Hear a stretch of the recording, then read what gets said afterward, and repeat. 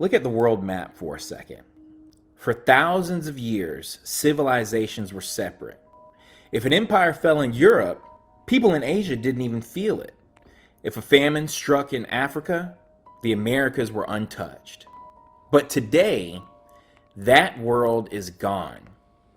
We have wrapped the entire human species into a single synchronized machine.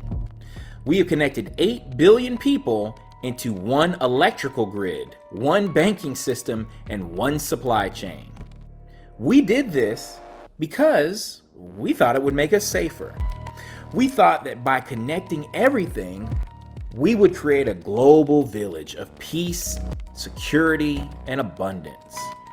But we didn't build a village. We built a house of cards. We have created a world where a virus in one city shuts down the entire planet, where a war in one region starves people on a different continent, where a computer glitch in one country grounds flights in another. We are no longer independent nations. We are passengers on a sinking ship, and we have realized too late that the engine is broken. How did we get here? It wasn't an accident. It was a choice. The leaders of this world, the experts, fell in love with a dangerous idea called efficiency. They looked at the world and said, safety costs too much. Resilience is too slow. So they removed the safety nets. They stopped storing food locally. They stopped manufacturing things at home. They stretched the supply lines across oceans to save a few pennies. They decided to run the entire human experience on a just-in-time basis, zero margin for error, zero slack. They thought they were mastering the earth. They thought they were optimizing civilization. But what they actually did was build a doomsday machine. They traded our security for their profit. This brings us to the hard truth that this system tries to hide. The problem isn't just the supply chain. The problem is arrogance. For 6,000 years, humans have tried to prove that we can rule this planet on our own. We tried to prove that we could master nature, master the climate, and master chaos without any help. This global system is the ultimate monument to that pride.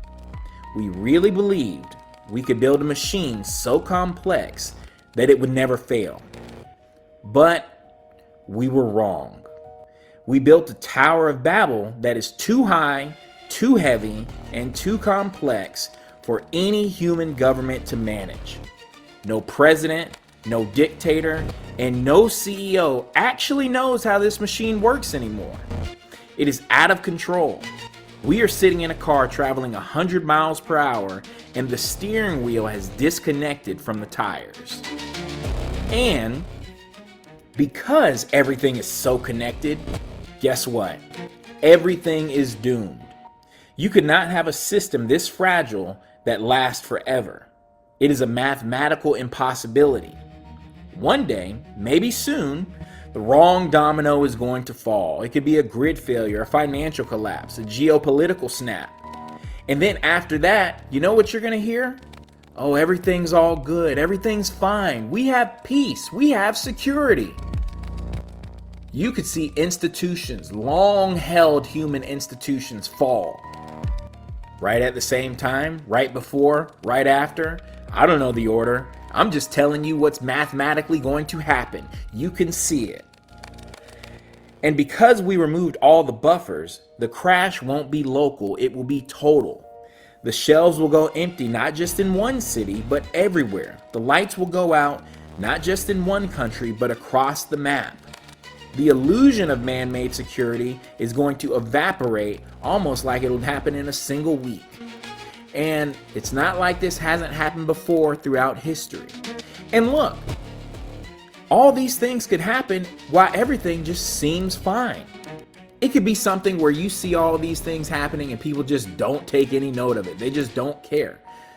I mean, haven't we seen disasters happen in history before where there were clear signs, but people just took no note?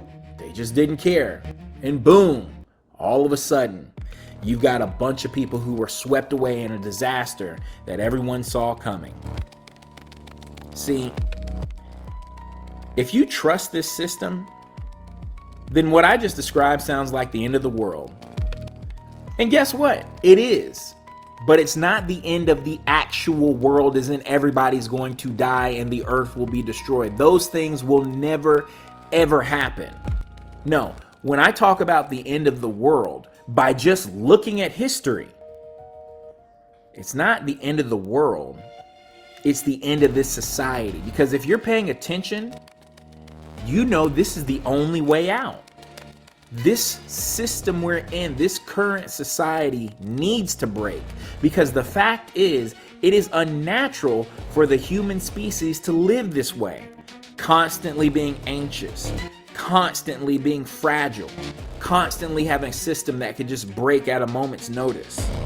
It is unnatural to rely on a global machine that doesn't care if you live or die. The collapse of this just-in-time world is simply the clearing of the debris. It is the removal of the structure that was never supposed to be there. And imagine what will come after, because this is a fact and this is a reality. When this current society we're living in is destroyed, you're going to be living in a world that isn't run by efficiency, but by stability. A world where you don't depend on a global chain, but on the land under your feet and the people around you. A world where peace isn't a political slogan, but a physical reality, because the greed that drives this chaos will have been removed. The machine is shaking, the gears are grinding.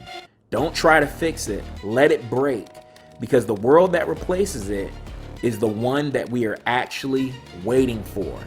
In the meantime, find the purpose of life and the truth. And yes, I said the, not a, but the. The truth is not hard to find. Sometimes it can be right in front of you. Thanks for watching.